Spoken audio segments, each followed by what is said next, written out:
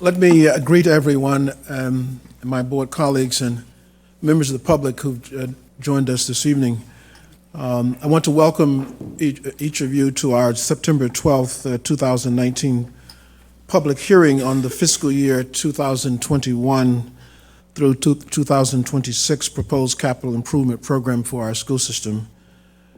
Before we begin, I'd like to ask everyone to please turn off your wireless communication devices as they interfere with the microphones and the taping of our meeting.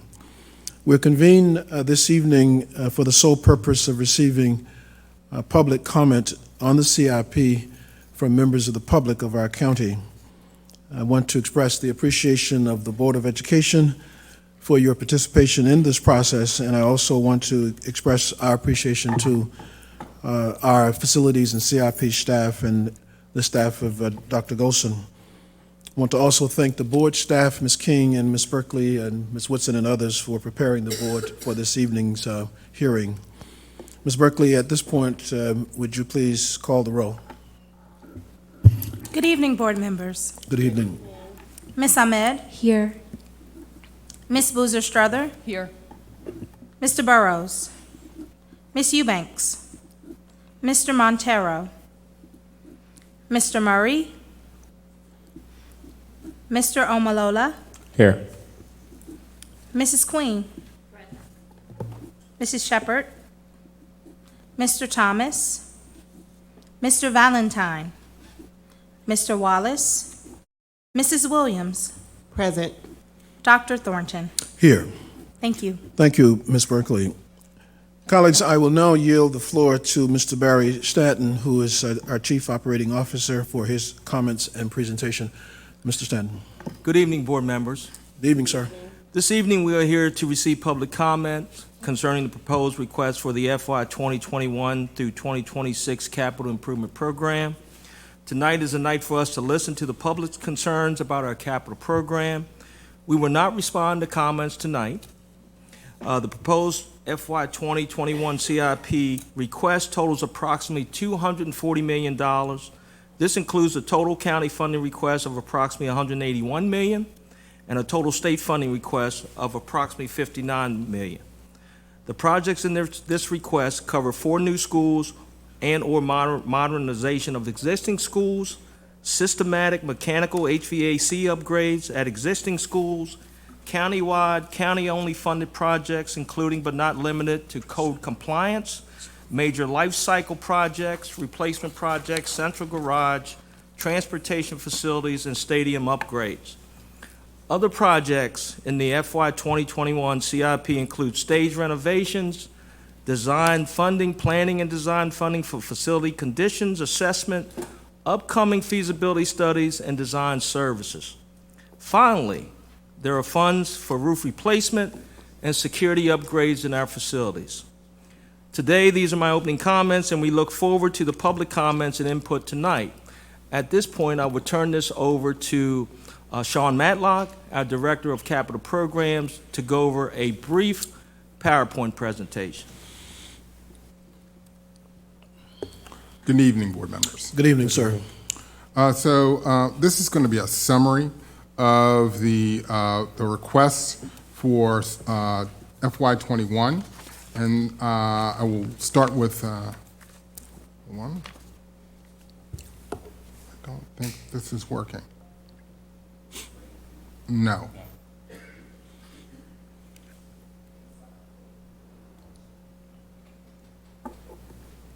There it is. There it is. There we go. Thank you. So, if as you can see, we're going to start with the what was requested for FY21. If you go to the next slide, please. There we go. Got it. So, as stated before, the request is roughly for $240 million. $181 million of it is county funding, and $59 million of it would be state funding. $89 million would be for 4 new schools or modernizations of existing facilities. $56 million is in systemic mechanical HVAC upgrades or at existing schools. $36 million is for countywide funded projects, but not limited to code compliance, central garage, transportation items of that nature. We have $22 million for stage renovations, which is basically renovations over roughly 5 stages for Cycle 1 schools. We have $18 million in design funding, 1 for a neighborhood elementary school and 2 for modernization of high schools. We actually have 3 high schools that are being designed, but one of them has enough funding and didn't require an additional request. $8 million in planning and design funding, but not limited to facilities, condition assessments, upcoming feasibility studies, design services for future modernizations, and stage renovations. We have $5 million for roof replacements, $3 million in central garage and transportation projects, and $3 million in security upgrades. So this is our state priority list, and what you'll see here is that we have the first 4 projects have already received state funding and planning approval and a budget. Those would be William Worth Middle School, Glen Ridge Area Middle School, Cherokee Lane Elementary School replacement at Buck Lodge site, and the William Schmidt Outdoor Educational Center. The next 3 schools in the priority are the high school, Suitland High School Complex, High Point High School Complex, and the new Northern Adelphi Area High School Complex. Then there are 8, there's Cool Springs in number 8, and New International High School at number 9, and Charles Flowers HVAC system replacement at number 10. So, bear with me. In addition, we have some shortfall funding, and that's for projects that were planned and ended up having a shortfall. This is all county funding. And so Central High School HVAC modernization got another $19 million. And there was open space classrooms got 1.5, secondary school reform projects got 1.5 roughly, and the various school systematic replacement projects that need to be financially closed out got $2 million. Then we go on to funding needed for prior year approved capital projects. These are also shortfalls. Roughly, I won't go through each one of them, but we're roughly at about $7.1 million in shortfalls that we're utilizing for various projects, including HVAC modernizations and things like that. We also have, now we requested funding for compliance mandated projects. That would be like your ADA upgrades, code compliance, lead remediation, that sort of thing. Other countywide projects included the stage renovations, which we're showing roughly roughly $21 million.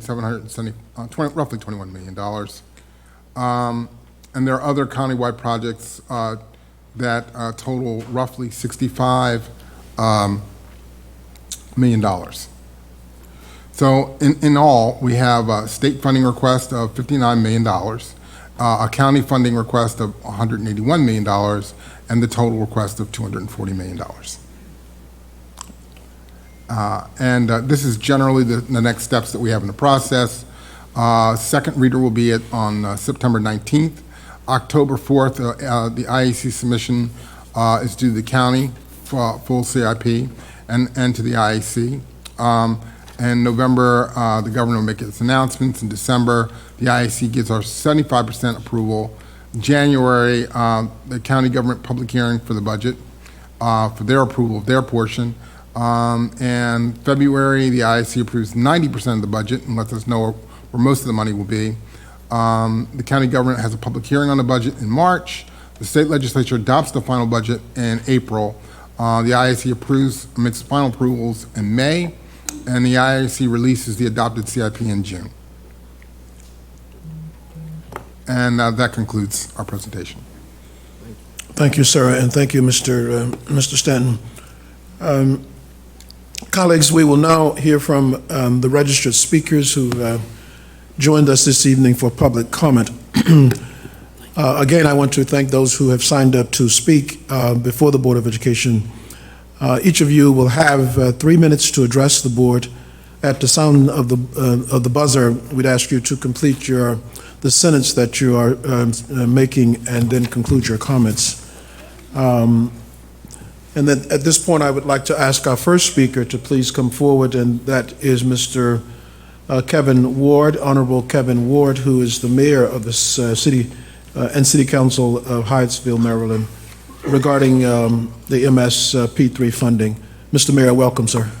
Hi, thank you. I'm actually the president of the council, but, you know, I don't want to start rumors, so I'll make sure I correct that. Don't know why we have you listed as mayor. I think it just got incorrect. Well, I did not register myself, so okay, I apologize. we're projecting, but go ahead. All right. I'll take Sorry about that, sir. No worries. Good evening. Thank you all, members of the board, Dr. Thornton and others, for the opportunity to speak tonight. My name is Kevin Scooter Ward, and I am a proud father of a PGCPS high school graduate and also a seventh grader at Hyattsville Middle School.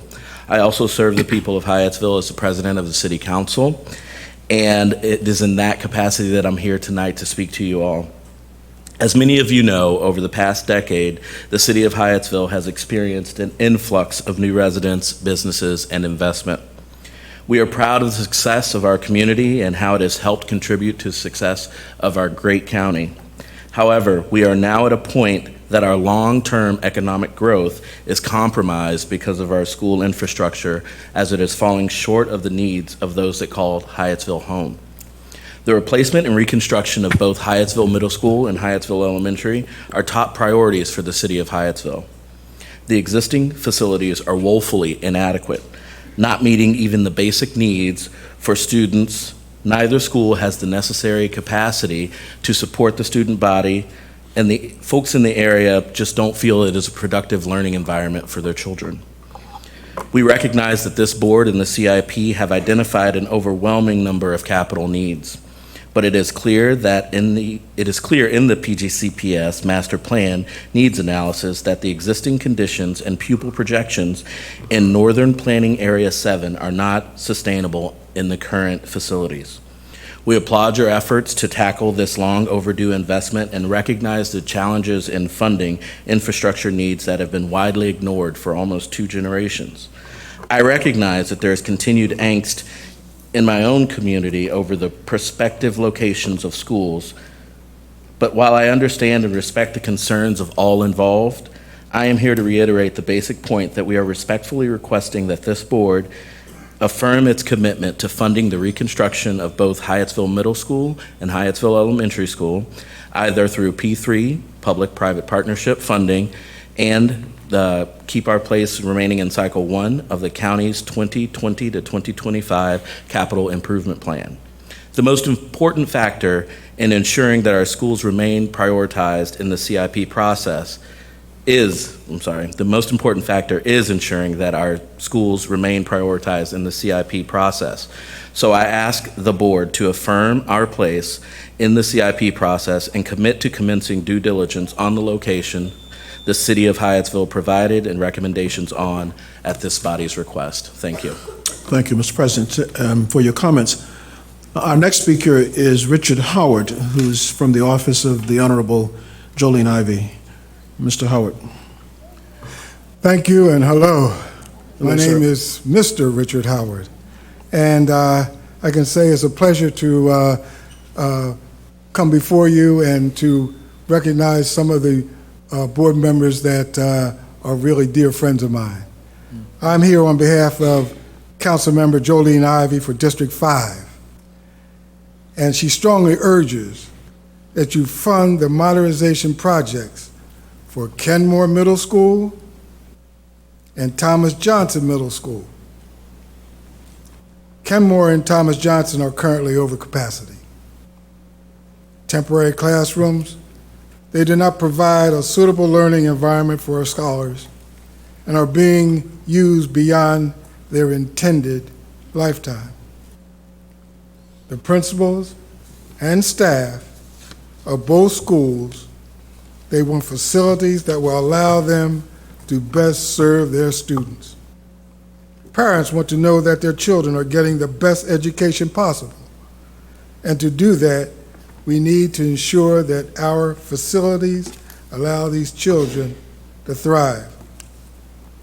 Thank you to all those that came out to advocate for these schools and our students. And I thank you for your kind consideration. Thank you, Mr. Howard. The next speaker is Eleanor Kravitz, who's a student at the Benjamin Floyd School.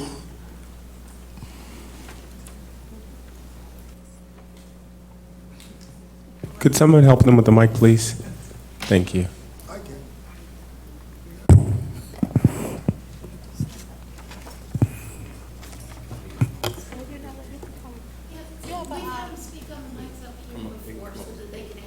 I appreciate that. Can you give me a microphone, please, sir? Thank you. You can come around this way.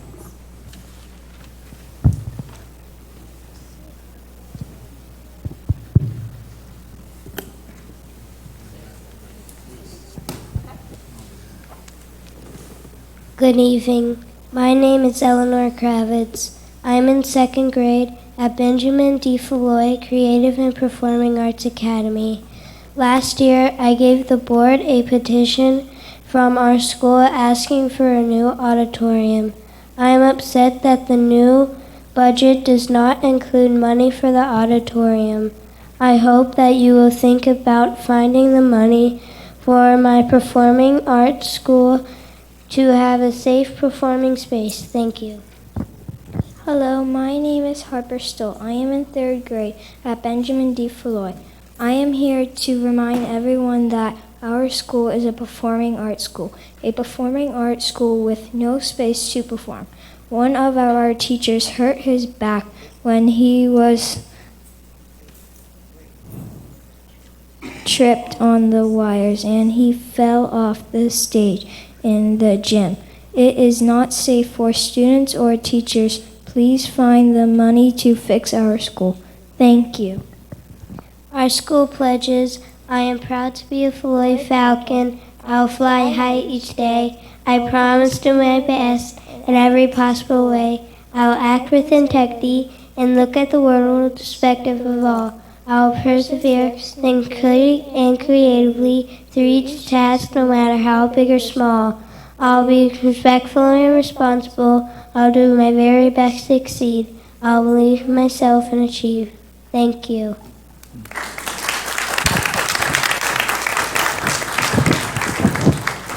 Thank you very much to the students.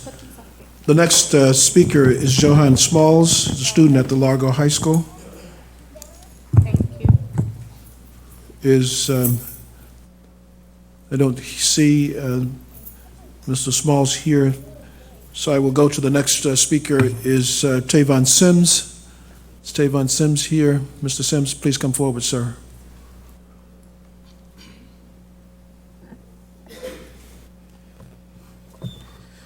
Good evening. My name is sir. Tavon Sims. I'm a senior student athlete attending Largo High School. I've been there for the past 4 years. I'm currently in the class of 2020 Student Council. I'm the treasurer, and I'm here to bring the attention of importance for Largo Senior High School receiving a turf football field. One reason I have for us getting a turf football field is that it lessens the use of water on the field. 500,000 to 1 million gallons used daily. It also prevents unnecessary injuries due to weather conditions that can cause slips. For instance, last year, I tore my meniscus in our homecoming game due to my foot getting stuck in the mud because it was a wet field. It could cause injuries due to the bumps and ditches in the ground. And it also decreases the need of maintenance. For instance, every couple of weeks we get our field painted with lines on there, and we always have sprinklers on watering the grass.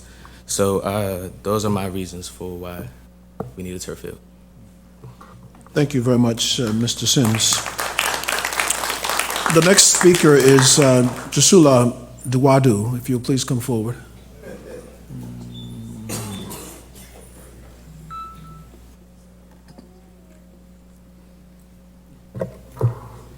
Good evening. Good evening, sir. I'm also a student of Largo High School, and I'm part of class of 2020 as well.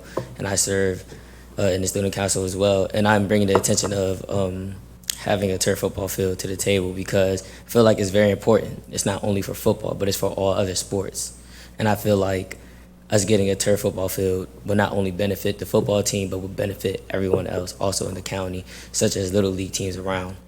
It will help them bring more attention to Largo, bringing more students here and bringing more students to the county. and it will help lessen injuries. It will help save more money when it comes down to maintaining the field, cutting the grass, painting the lines, and doing stuff like that. I also feel like in funding for the football field, it will help save money for other areas around the county. So when we talk about saving money, it goes towards stuff that has to do with grass, like, how do I put this? Well, it will help save more money in general. It would just help all around. It will bring more attention to PG County, not only the major schools in PG County. We all need attention around PG County, and I feel like having a turf field will give us that extra boost and will help us. And that's how I feel. Thank you, sir. The next speaker is Katerina Corella. If you'll please come forward.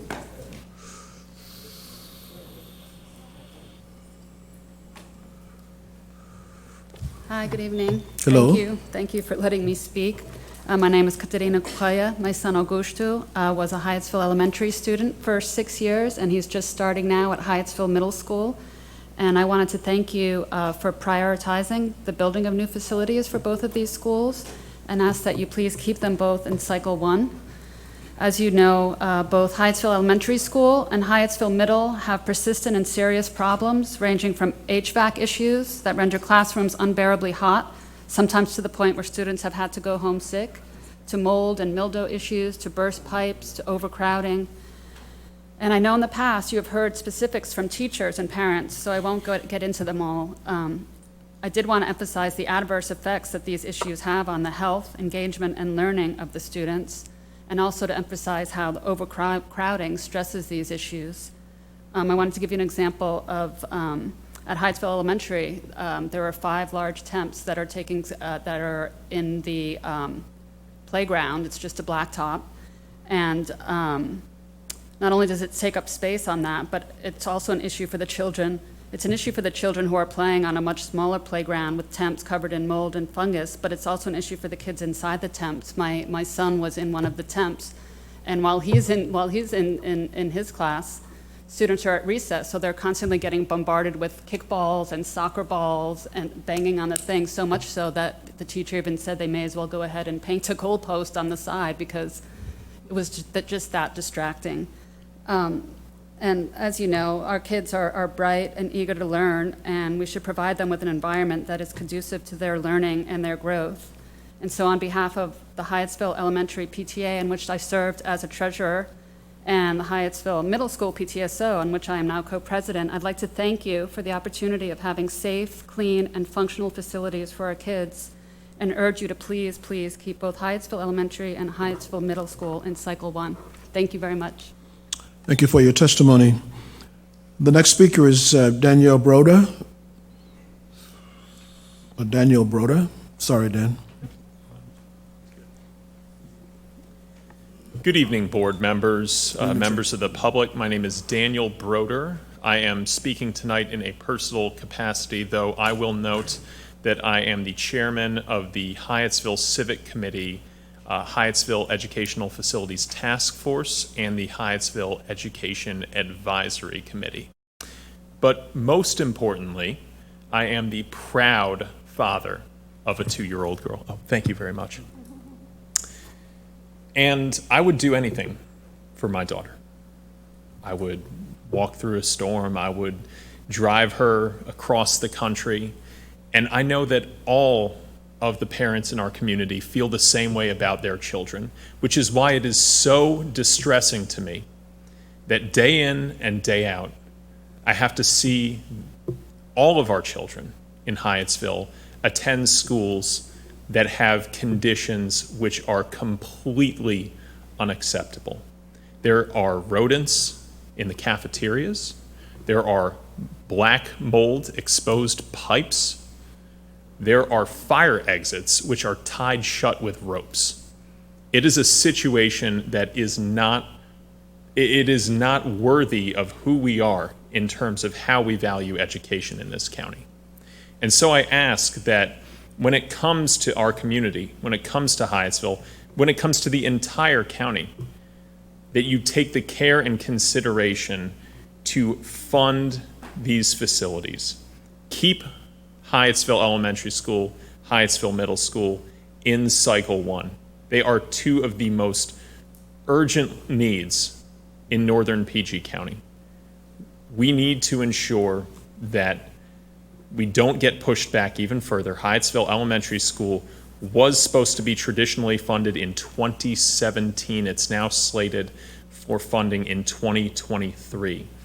Hyattsville Middle School may not get another opportunity to be funded in Cycle 1 if it's kept out of the P3 package. So again, for my daughter's future, for all of our kids' future, they need healthy, productive, physical environments to learn and grow. They do not currently have that, but you can deliver that for them. Keep Hyattsville Middle School, keep Hyattsville Elementary School in Cycle 1. Our community will be extremely grateful.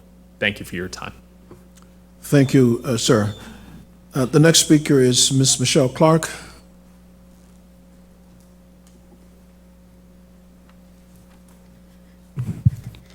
Good evening, everybody. This evening I'm speaking to you as an individual, not a representative of PGCEA, and I'm speaking on behalf of my school because it is not in the capital improvement plan in any way, shape, or form, so I did some research.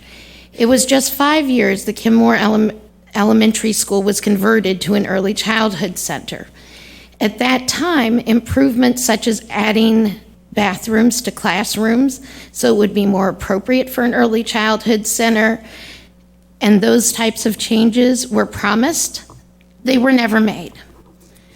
I can tell you from, let's see, I have the FY 2017 to 22 CIP, the limited renovations in the amount of $32.3 million were to help see Elizabeth Reed, Bowie Bel Air Annex, and Kenmore ECC. Out of that, from my research, I can tell you only $1.843 million went into our early childhood center. And another part of that CIP plan specifically stated that we're converting a school to a different educational level, Kenmore Elementary School to Kenmore Early Childhood. I don't know if you've ever tried to take 24-year-olds to the bathroom, especially in the first weeks of school, but it's virtually impossible and very difficult, even though we have 4 adults in our classroom. In the elementary school I came from last, every classroom up until 2nd grade had a bathroom. It is ridiculous that early childhood center, any early childhood center, doesn't have bathrooms in our classrooms. It took our specialist in the birth to the infant and toddler specialist, it took her at least 6 months, almost a year, to get a changing table in her classroom. She has toddlers. We don't have changing tables in our classrooms, and sometimes 4-year-olds still need to be changed. We have no private place to take them within our classroom in order to change them, so you have to take them down the hall, which becomes a liability issue because you can't go into a bathroom alone with a child without putting yourself at risk of being accused of something or sued. It's unacceptable. And the county needs to look at that and seriously consider the renovations that need to be made. Also, at this point, our former basketball court has all of the basketball hoops down. It's a danger. We're supposed to have recess right next to it, and yet we have basketball hoops laying out for children to play on and get injured. Please come take a look. Thank you very much. The next speaker is Ashab Rashidi Sangay. And I don't see that individual, so the next speaker is Alta Hayes. Sorry. It's Alta Hayes. Alta Hayes. Good evening, everyone. Good evening. As previously mentioned, I'm Alta Hayes. I'm actually, in addition to what is mentioned here, representing Central High School Alumni Association, I'm also representing the community that surrounds Central High School, which is the community of Wilburn and the Central Civic Association of Wilburn and the 315 homes that are in that community. I'm coming to you today to speak about the request for a new Central High School. I can think back that now this represents about 15 years of a quest for a new high school personally, but it has been over 30 plus years for a request for a new Central High School. I know that because I graduated in the class of 1989. And in 1989, the last renovation to Central High School was in 1982. We currently have funding for a new HVAC system. And the only reason for that funding of the new HVAC system is because they no longer make parts to repair this HVAC system. We need a new Central High School. Central High School was in queue to be replaced and remodeled in the 1990s. Somehow that funding has slipped through the hands of the council, the board, and the community, and is no longer there for this school. When I previously spoke at the meeting that they had for the parents in the community at Central High School about the projected project management of this project for the HVAC system replacement, they mentioned that this project would take only 1 year. I was recently informed that this project is now 2 years.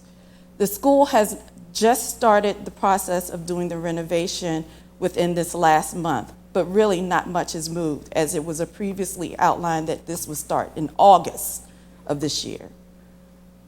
We need a new Central High School. We have been told that also one of our neighboring schools, Suitland High School, has been pushed up for a full remodel. That school was built in 1996, I believe, and Central still has not been replaced. We have approximately 1,000 students with a mixture of ESOL students going into Forestville High School now. I took time out of my personal day to be there on the first day of school, where I saw parents who were very concerned about this transition. And you had several communities, including my community, that was told that they would now have to take buses to school to arrive at school at 7:45 a.m. in the morning for a start of a school day. These kids are now getting on buses at 7 a.m. in the morning to get to school. I'm appealing to you now that if Suitland High School funding was found, that there should be funding for a brand new Central High School. Thank you. Thank you for your testimony. The next speaker is Ms. Candace Leach, Largo High School PTSA. Thank you.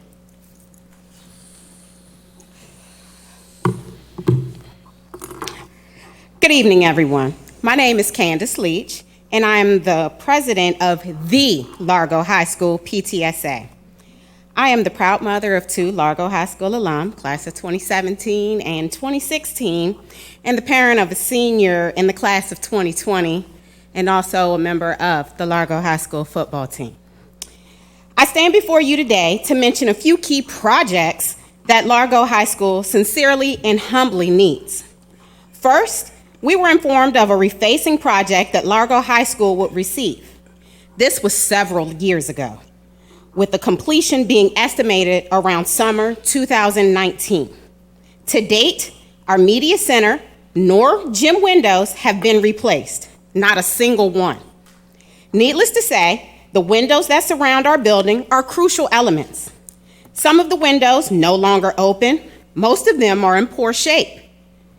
Not only does it provide an amazing source of lighting, but it also provides protection from the weather, as well as provides additional engagement with the outside world. The storefront refacing project would address the safety and security needs of our building, as our exterior doors are original to the building too. These doors constantly break, and there are times that the only way some of them can be secured is with a chain from the inside. We believe that our students deserve to have high-quality exterior doors that provide them with the best security and safety possible. Secondly, towards the end of the summer, we had temporary classrooms removed from our grounds. The removal of these temporaries left our grounds less than desirable to look at. In addition to the aesthetics, there's also safety concerns that surround this half-finished removal. There's still a partial gate, debris, and so much more. The last time I looked at the area, it hadn't been resurfaced and remains still unusable. Again, it's a safety hazard and a poor reflection of our campus. This area that I'm speaking of is directly in front of our football stadium entrance, and we are concerned that the crowds that will come to our home games, including our alumni, will be disappointed by the state of disrepair. At this time, I'm asking that the CIP put Largo High School on the priority list to start the refacing projects that have been promised for several years, as well as complete the restoration process that is needed due to the removal of the temporary classrooms. Thank you. Thank you, Madam President. Our next speaker is Oleseyu Edeniri. I'm told, is that he needs, no? Number 8? Oh, number 8. Okay, he arrived. Okay, Mr. Senge, she's here. And is there interpreter? Allô, bonsoir à tout le monde. On voudrait demander si Madame Massaba Rachidi Sange est présente. Si elle est là, elle peut lever la main et parler. Okay, thank you, sir. The next speaker is Oleseyu Seyi Edeniri. Please come forward if you're here. Don't see the individual. The next individual is Tommy Makili. Tommy Makala. Tommy, you know him, okay? Yes. I don't know Tommy, so Yeah. hello, Tommy. Good evening. My name is Tommy Makila. I am from Akakeek. I was a member of the Akakeek Academy Boundary Task Force, and that whole process of the Akakeek Academy boundaries, it took about 4 years.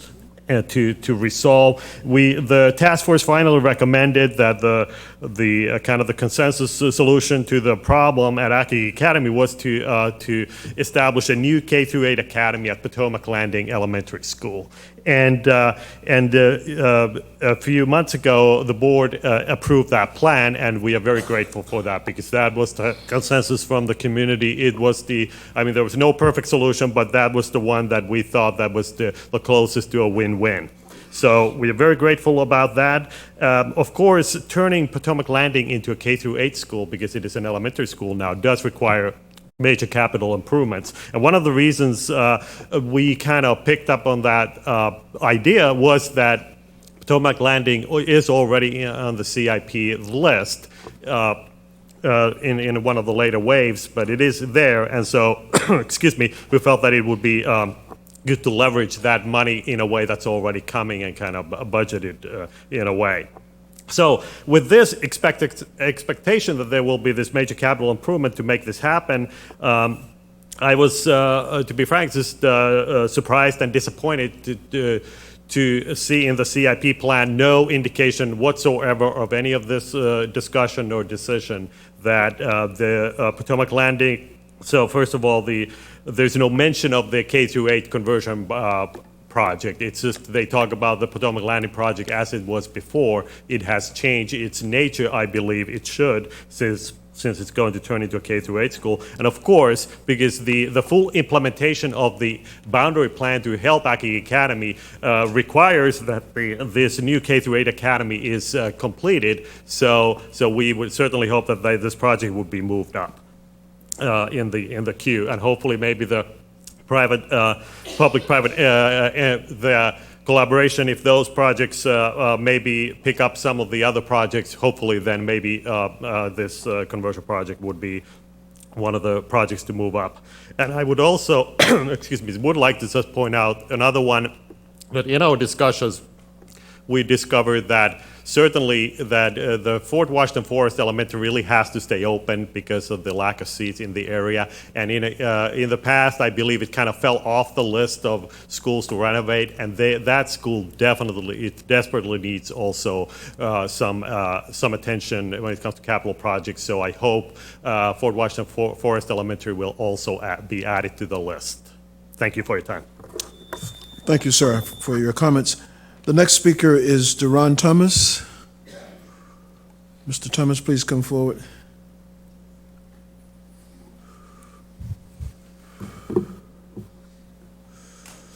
Good evening. I'm speaking on behalf of Largo High School as the football coach. I have some of my players here with the topic being turf fields. First things first, safety is a concern. The field has poor drainage and holds water, making conditions dangerous when it rains. The lack of footing caused by the muddy conditions can lead to overextension, resulting in pulled groins, hamstrings, and quads.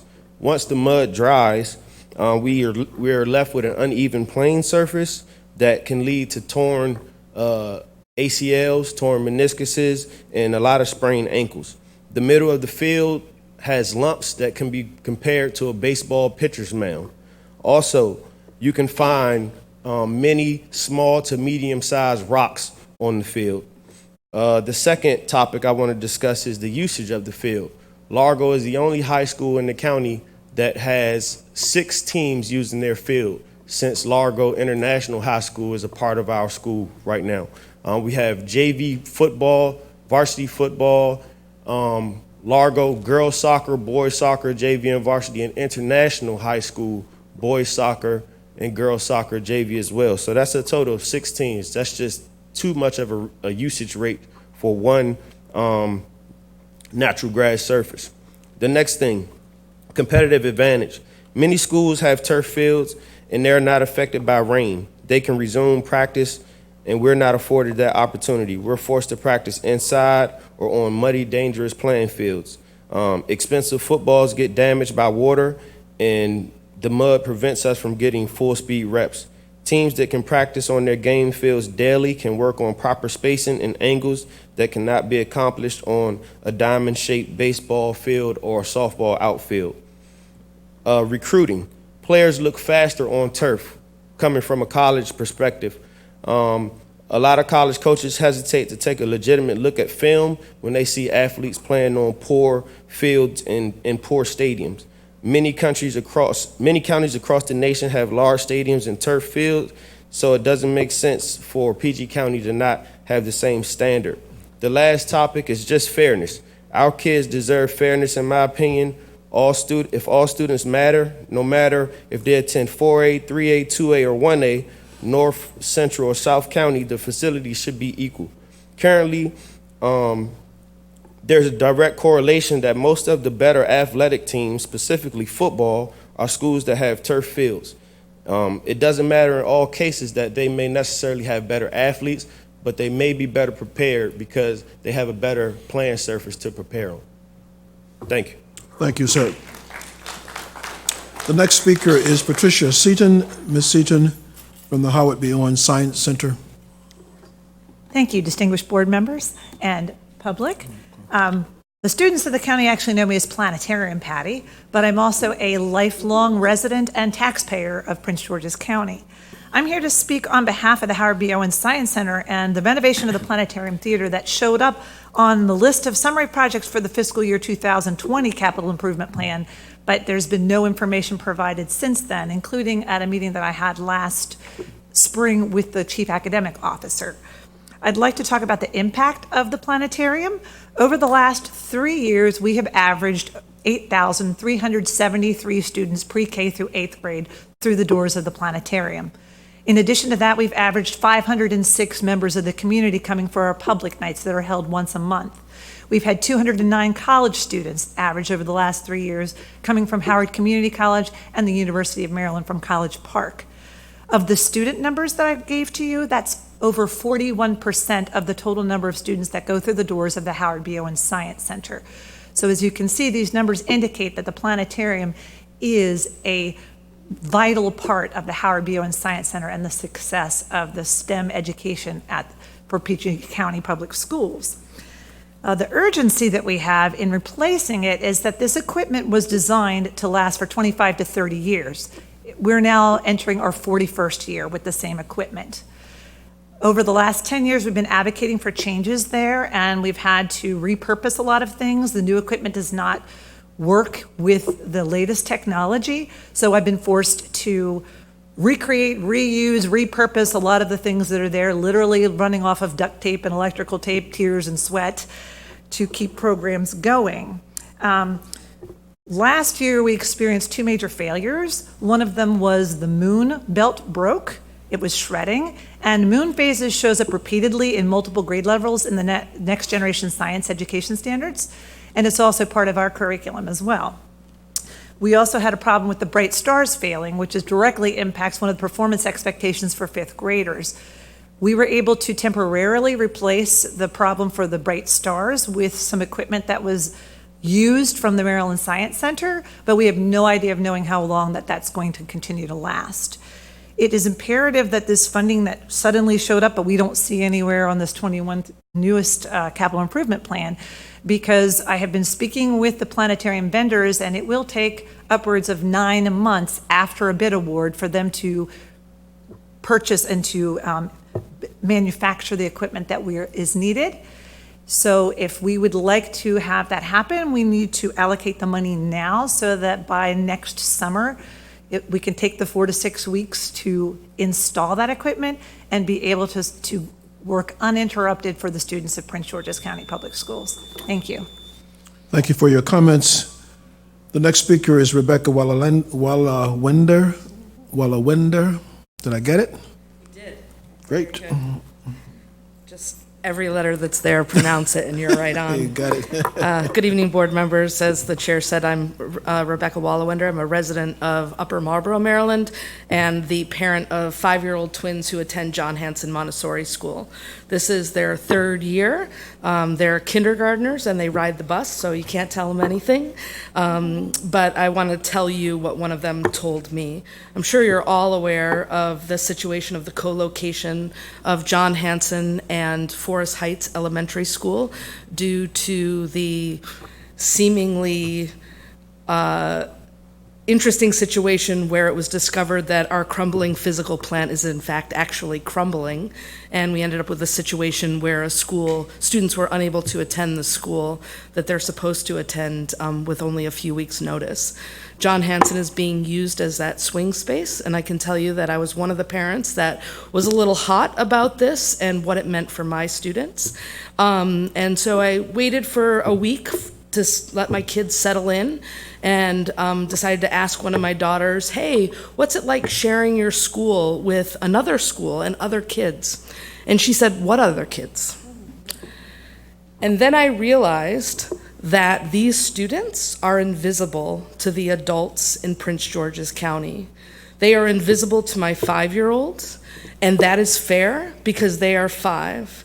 It is not fair, nor is it acceptable, that any student in Prince George's County Public Schools is invisible to the adults in Prince George's County, particularly the school district. I can understand why they might be invisible. There are students from Forest Heights attending classes in a basement. There are students from Forest Heights receiving their instruction in the stairwells. Those are students who are English language learners. My daughter, who has an IEP, an individualized education program, so she's in special ed, her speech services are now delivered in the media center. So she is receiving speech and articulation instruction while there are other students talking, receiving a different lesson. Not optimal. The problem here is that nowhere on the capital improvement plan does John Hanson Montessori School appear. John Hanson Montessori School does not have the physical plant to be able to serve as swing space for other projects that fall apart. And until there is that commitment from the adults that you will address the crumbling infrastructure at John Hanson, those children will continue to be invisible. I kind of take particular offense to it because the district does continue to hold up John Hanson as a reason that families should move to Prince George's County and entrust our children's education in this district. Thank you. Thank you for your comments. The next speaker is Laurie Desjardins. Is she here? Don't see her, so Erica Farrell. Ms. Farrell, if you're here, please come forward.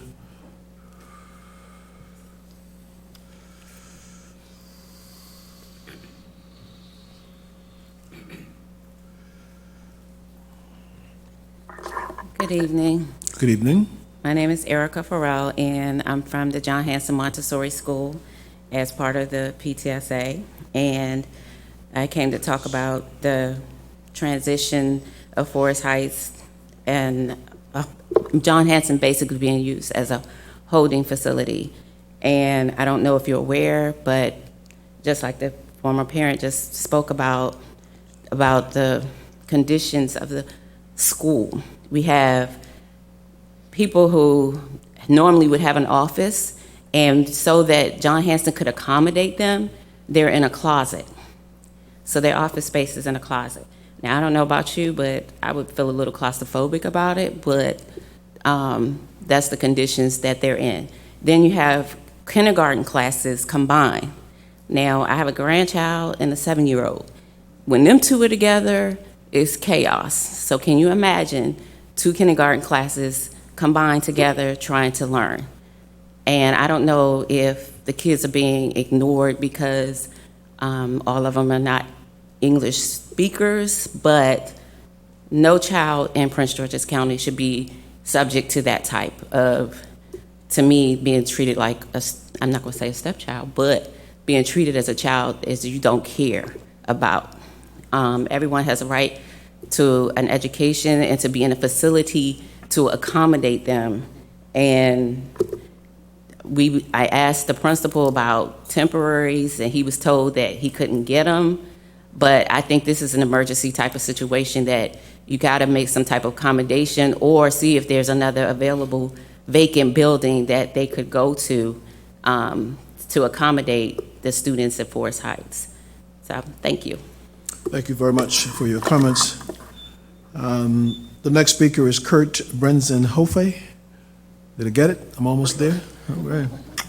Good. Thank you, Kurt. Okay. My name is Kurt Brenzenhoff. I'm a resident of Hyattsville. I'm speaking as a single resident. This has to do with again, we've talked about the Hyattsville Middle School funding, which I agree completely needs to remain in Cycle 1, needs to be transparent to understand what's happening. I also understand that to maintain a democracy, the importance of education and of transparency or free press, same thing, is critically important for the maintenance of democracy. So I'm here completely for education and want to see it improved. At the same time, I'm also understand the importance or the growing importance of maintaining our green spaces. And one of the alternatives for the Hyattsville Middle School site was the Magruder Park. And that is a large green space used by the residents of Hyattsville and probably other people outside of Hyattsville. And I'm sure the site selection was done diligently. I'm not complaining about that. I'm not sure how it was done, what miscommunications might have occurred, but I kind of lost track of it after I did my initial input back in the May-June timeframe. And I just, got re-engaged after not hearing anything about it and understand that it might be progressing along and nobody really is sure what is happening, but it still might be progressing. So my request or my concern is that, I've gone through your past fiscal year CIPs. I saw each fiscal year, funding would start about 4 to 5 years after that fiscal year CIP, and last one was 2025. And now in this fiscal year CIP that we're discussing in Appendix E, there is no mention of Hyattsville Middle School renovation, modernization, or relocation. So that concerned me, and I want to express that to you as a resident in order to understand what is being done, what the process is for making the final selection and who is involved in that selection, because apparently you'll have an architect come out to the Magruder Park area and do a site evaluation. An RFP will probably be gone at some point, but again, if money available by P3 is available, then I guess an RFP is appropriate. If there's no money, then I'm not sure why a RFP might be gone out if that is in case the situation. So I'm only requesting that this be maintained in the CIP and that some level of transparency be provided, since this is now at the PC, or the Prince George's County Public Schools level and no longer at the Hyattsville level, even though it impacts Hyattsville residents what you select. Thank you very much. Thank you, sir. And the next speaker is Tokes Oye Lola.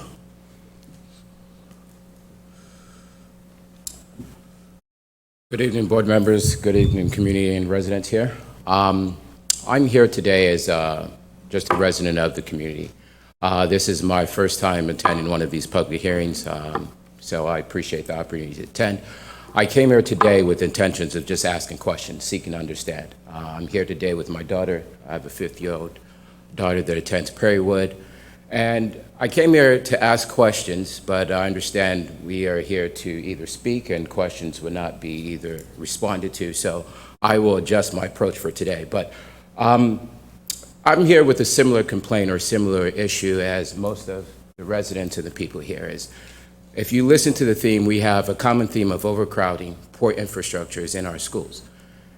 And I commend the board. It was encouraging to see 4 new schools and plans for renovations of several other schools. But my ask, my request to you guys is to continue to make that a priority for us, to continue to make that the highest priority. Having the right infrastructure, having the right schools, and for us as parents to feel comfortable, to feel safe when our kids go to school. All of us that live in Prince George's County should feel proud, should feel safe, and we deserve better. Our children deserve better. We as residents, the community deserves better. And it's time for us to start making education a clear priority and investing, being innovative in the way we tackle these problems. Let's not wait for them to be crisis or for us to have to bunch schools together before we feel we need new schools. We have new developments, new communities, mega communities being built here all over our community, all over our county in the past 7 to 10 years. Let's be innovative in making sure before we plant 100 homes or 800 homes, where are these kids going to go to school? And are they going to have the right infrastructure? Are we going to just bunch all of them up? I'm all for the community growing. I'm all for the development. But I think we need to be forward-thinking. We need to be innovating. And before we approve these mega developments, how are you guys accounting for our kids? How are you accounting for our schools? And let's make sure those infrastructures are in place first, before their permits are approved to get their commercial gains and all the buildings and all the other stuff that comes with it. So as a parent, as a resident, seeing all the complaints here and everything that everyone's asked for, we're all asking for the same thing. And that's all I'm asking for you guys. I commend your efforts so far, but I ask that you guys continue to make this the highest priority. And we take it on head on and we address it and not wait for it to be a crisis, but we are very proactive in taking this and doing something for our community and our people. Thank you, guys. Thank you, sir. This concludes the evening's public comment section, and please be advised that the Board of Education is scheduled to approve the final submission regarding the 2021 to 2026 CIP at its September 19th, 2019 board meeting. And this concludes our hearing for this evening, and again, thank everyone for coming. And one of my board colleagues once said, which is appropriate, the principal from Largo is here, high school? Yes. Where is she? Thank you, Madam Principal, and thank you for your presence. Okay. Thank you very much. Thanks, everyone. And thank you, Mr. Stanton. No, it's not necessary for the public hearing.